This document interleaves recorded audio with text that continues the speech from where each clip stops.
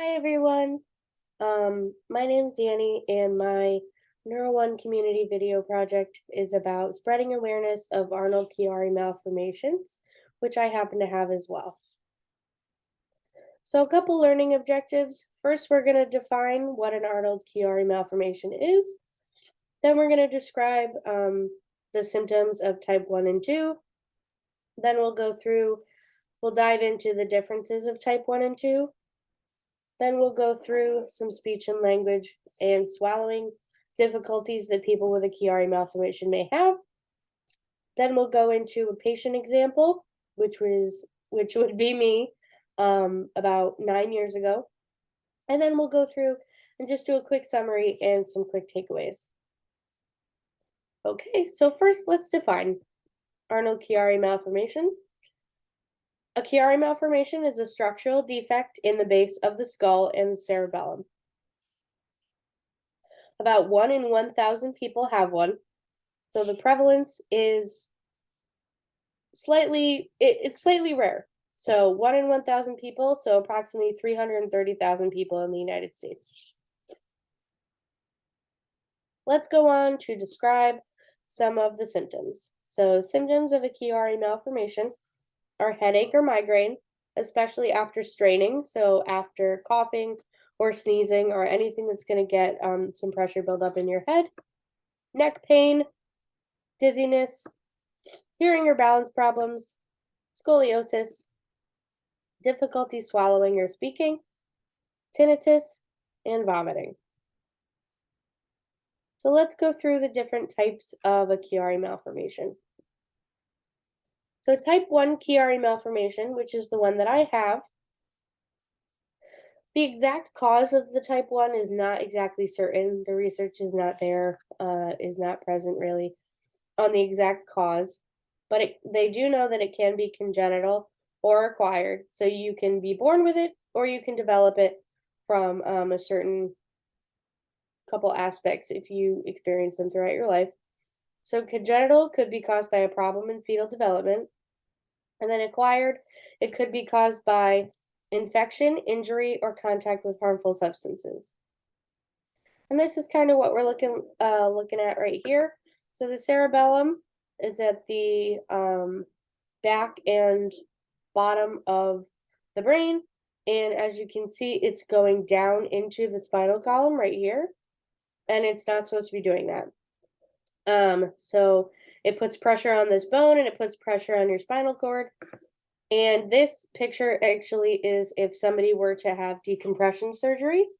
They take the bones that are making it hard for the cerebellum to open up and to take up its rightful amount of space.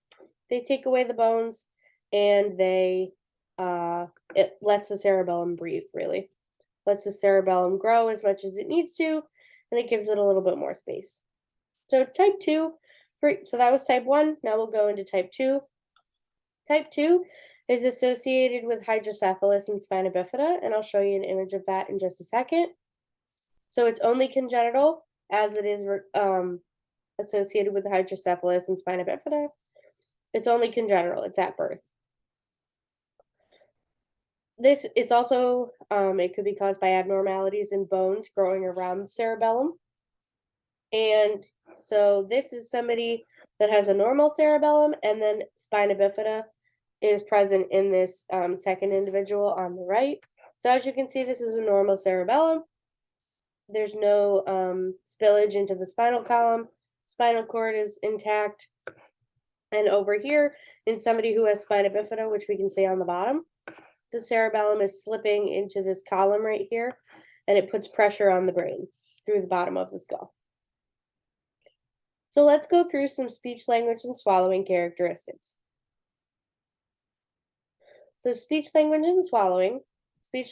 Some speech difficulties. A study in 2018 found a link between individuals with a Chiari malformation and that they performed worse in verbal fluency exams. So it can definitely affect your speech abilities. Language difficulties. A study in 2016 found that a Chiari malformation co-occurring with floating harbor syndrome which is a very rare genetic disease, cause language delays. And then for swallowing difficulties, a study in 2015 found a commonality between autism spectrum disorder and those who have a Chiari malformation type 1. So after receiving surgery to fix the malformation, swallowing difficulties subsided for a good majority of the people that they were studying in this study.